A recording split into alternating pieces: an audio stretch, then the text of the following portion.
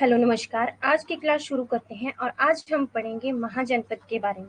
इससे पहले मैं आपको एक इम्पॉर्टेंट इन्फॉर्मेशन देना चाहती हूँ कि अगर आप HP TET, TGT commission, JBT commission, JBT TET की ऑनलाइन कोचिंग लेना चाहते हैं तो हमारे पास बैच अवेलेबल है। आप इस नंबर पर कॉन्टैक्ट कर सकते हैं 8894592402 पर कॉल या व्हाट्सएप पर कर सकते हैं। So let's start today class.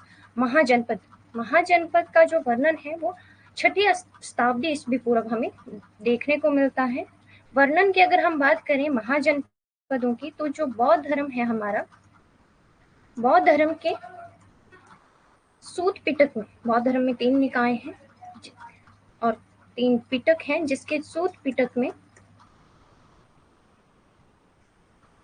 हमें इसका वर्णन देखने को मिलता है महाजनपद का। और हमारे जो जैन धर्म है उसमें जो प्रमुख ग्रंथ है भगवती सूत्र, उसमें भी हमें महाजनपदों का वर्णन देखने को मिलता है।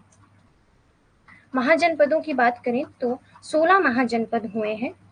महाजनपद में यानी जो एरिया होता है, क्षेत्र होता है, एकमात्र जो है दक्षिण में हम देखेंगे कि एकमात्र हमारा जनपद रहा है जिसका नाम है अश्मक, जो कि गोदावरी नदी क्षेत्र में रहता है, जिसकी जो राजधानी है वो है पोतन, या उसे हम पोटली भी कहते हैं।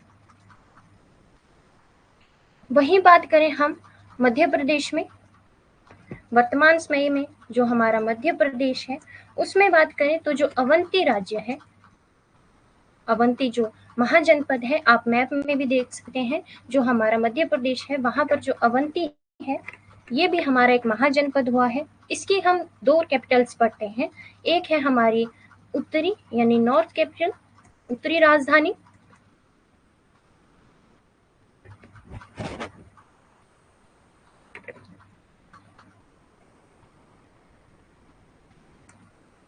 उत्तरी राजधानी जिसे हम उज्जैन के नाम से जानते हैं, उज्जैन के नाम से जानते हैं। और दूसरी है दक्षिणी राजधानी जिसे हम महिष्मती के नाम से जानते हैं।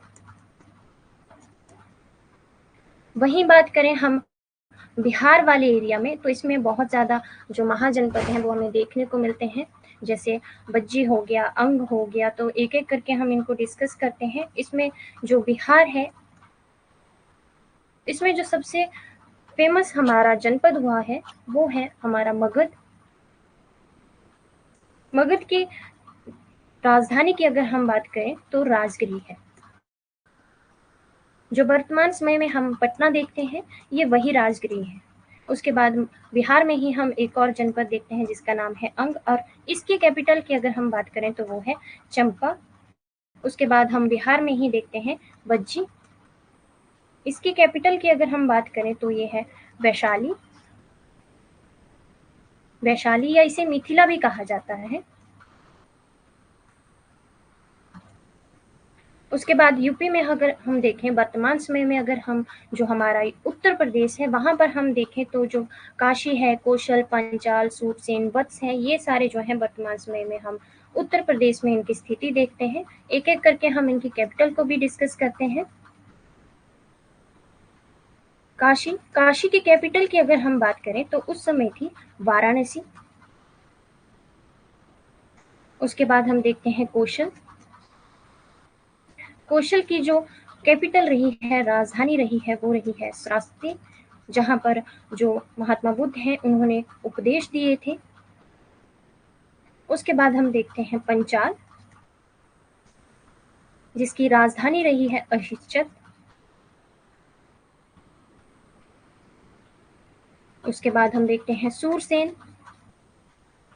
इसकी राजधानी की बात करें तो राजधानी इसकी रही है मथुरा। उसके बाद हम देखते हैं कि जो हमारा एकमात्र दिल्ली में रहा है कुरु जनपद। तो दिल्ली में अगर हम देखें, वर्तमान समय में जो दिल्ली का एरिया है उसमें जो उस समय जनपद रहा है वो रहा है कुरु, जिसकी राजधानी की अगर हम बात करें तो इंद्रप्रस्थ है।